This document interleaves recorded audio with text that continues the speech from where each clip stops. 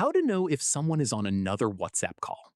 This tutorial shows you how to tell if someone is already on a call when you try to reach them on WhatsApp on your Android device.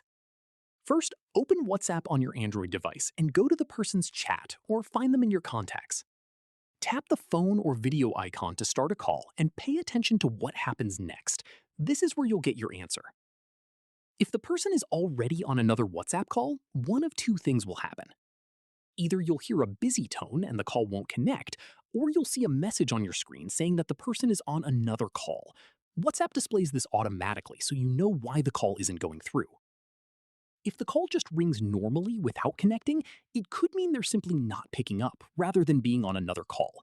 There's no way to tell the difference in that case, as WhatsApp doesn't show any additional status in that situation. Keep in mind, WhatsApp does not show a live indicator on someone's profile or chat screen to let you know they're currently on a call. The only way to find out is by actually attempting to call them and seeing the response you get. And that's it. If this guide helped you understand how WhatsApp handles busy calls, give it a like.